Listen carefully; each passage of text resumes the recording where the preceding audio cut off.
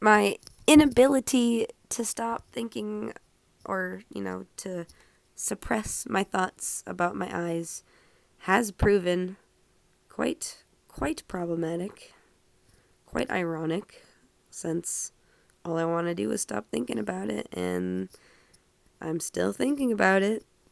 So much so that I had to write a paper about it. Couldn't ignore this opportunity. Um, yeah, so there's a lot of research that I was able to find, like I was mentioning before, different stuff related to um, this theory about like sleep urgency, testing, neuroticism, um, just a whole multitude of issues that people face when they're under stress trying to accomplish something. The stress thing seemed to be a very important factor because it actually seemed that repetitive thoughts and like rumination weren't necessarily problematic unless it was accompanied by stress, or like they didn't become problematic until there was stress or high mental load that an individual is experiencing, um, which does give me hope. Like, I would like to be optimistic about it as possible, and I think, being more hopeful and having more mindfulness and a better outlook itself could circumvent some of these negative thought processes. Um,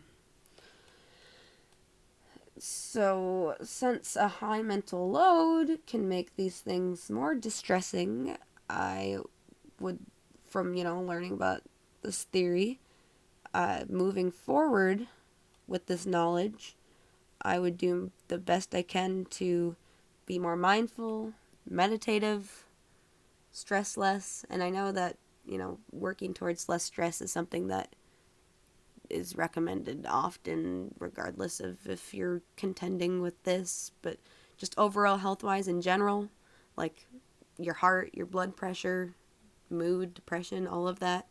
Like, not only are those aided by, mindful being, but it also helps reduce ironic effects of mental control, which also, reducing that also helps your physical and mental health in general, based off of what I found. Um, it would just be so nice to successfully keep some of these thoughts and sensations at bay. Um, Another kind of odd, ironic tidbit: when I was talking to my therapist about the eye issues most recently, because obviously she helps me cope and think about the pain that I'm in daily all the time since almost a decade now. The eye stuff is much more recent, but I've had migraines since the mid 2000s, daily. I've had about 30 days since then without a headache, but that's kind of besides the point. Or maybe it's not, because I'm in pain a lot, and that's why my therapist gave me this thought.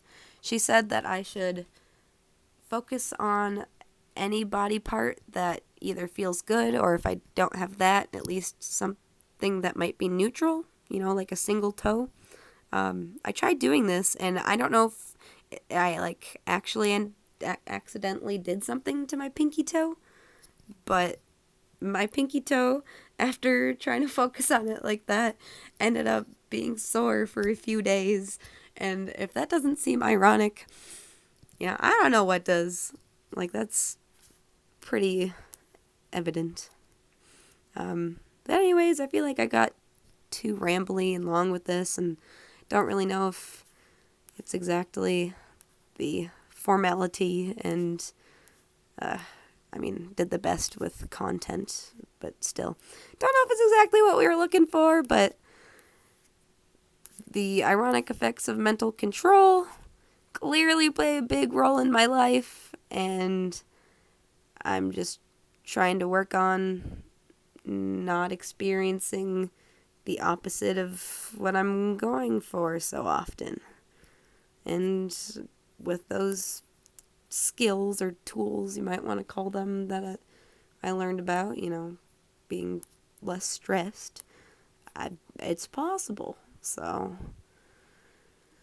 we'll see. Thank you, and this has been a podcast.